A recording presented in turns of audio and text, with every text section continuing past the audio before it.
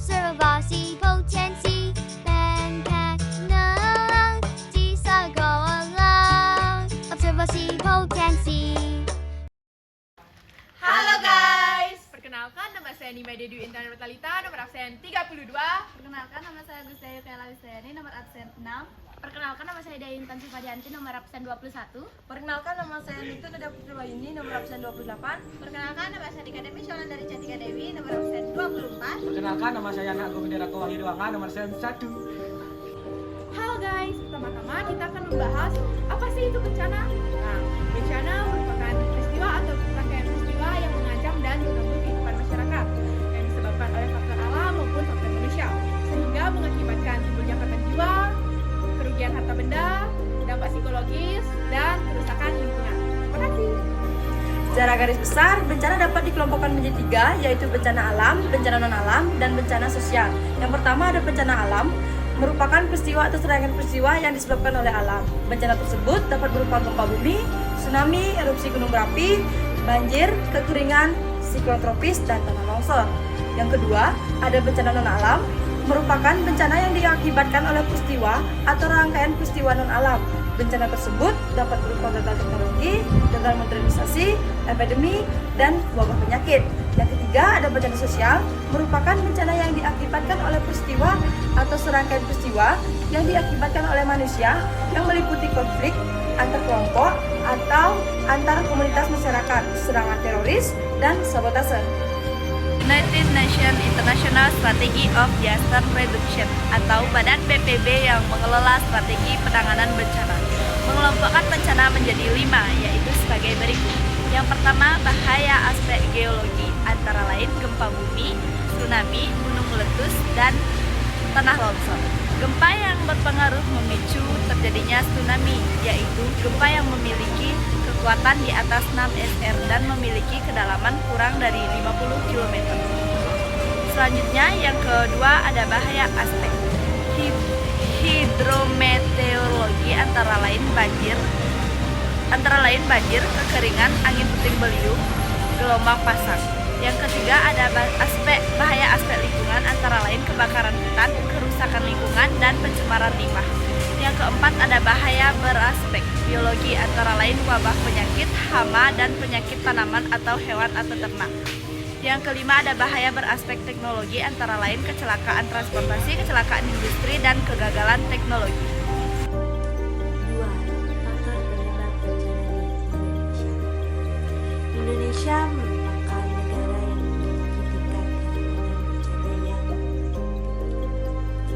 Kondisi tersebut salah satu penyebabnya adalah lokasi geografis Indonesia yang berada di pertemuan lempeng-lempeng yaitu lempeng Eurasia, lempeng Indo-Australia, dan lempeng Pasifik. Faktor bencana bukan hanya dari kondisi geografis, melainkan juga terdapat beberapa faktor penyebab lainnya, yaitu sebagai berikut. A.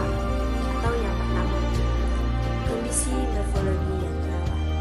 Bencana Indonesia memiliki morfologi wilayah yang sangat beragam. Indonesia memiliki banyak pegunungan dan wilayah pesisir. Kondisi tersebut cukup rawan terjadinya bencana. Pegunungan dengan lereng curam dapat sewaktu-waktu mengalami longsor. Daerah pesisir dapat sewaktu-waktu terkena badai atau terkena banjir. Meskipun demikian, masih banyak warga rela bermukim di kawasan yang rentan. Sebagai contoh, banyak masyarakat yang bermukim di kawasan tebing curam yang rawan longsor. B. Kerusakan lingkungan. Kerusakan lingkungan merupakan salah satu faktor utama bencana alam.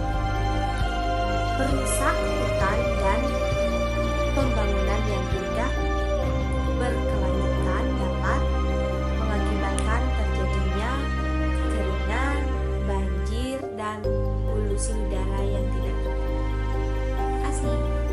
Yang ketiga ada kemiskinan. Kemiskinan merupakan salah satu faktor penyebab terjadinya bencana sosial, kesenjangan ekonomi antara sosial. Selain itu, kemiskinan menyebabkan masyarakat kurang memperoleh informasi kebencanaan sehingga sulit melakukan kegiatan mitigasi. Yang keempat, ada urbanisasi. Tingkat urbanisasi di Indonesia sangat tinggi. Kondisi tersebut terjadi karena pembangunan yang tidak merata.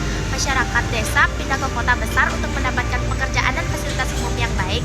Urbanisasi yang tidak terkendali akan menimbulkan bermunculan pemukiman kumuh. Kondisi pemukiman kumuh yang sangat tidak sehat dapat menimbulkan bencana non-alam seperti epidemi dan wabah penyakit. Pemukiman kumuh yang berada di bantaran sungai dapat menghambat aliran sungai. Kondisi tersebut akan mengakibatkan terjadinya banjir. Selain itu, pendatang sering mengalami kesulitan beradaptasi dengan budaya. Kesulitan tersebut dapat menjadi penyebab terjadinya gesekan budaya sehingga menghasilkan konflik sosial. Yang kelima, ada perubahan budaya arus informasi yang sangat cepat menyebabkan terjadinya perubahan budaya yang sangat cepat. Perubahan budaya yang terlalu cepat akan menimbulkan terjadinya gagal budaya. Masyarakat yang relatif tua kesulitan menerima perubahan sehingga akan memicu terjadinya bencana sosial antara pro-perubahan dan masyarakat tradisional. Ketiga, ada pengelolaan bencana. Bencana dapat menyebabkan kerugian yang tinggi dikarenakan masyarakat tidak memiliki kemampuan untuk mengantisipasi dan menghadapi kondisi bencana. Dengan demikian diperlukan pengelolaan bencana yang terencana agar risiko kerugian akibat bencana dapat diperkecil secara garis besar. Terdapat dua kegiatan untuk mengelola bencana, yaitu sebelum bencana dan setelah bencana.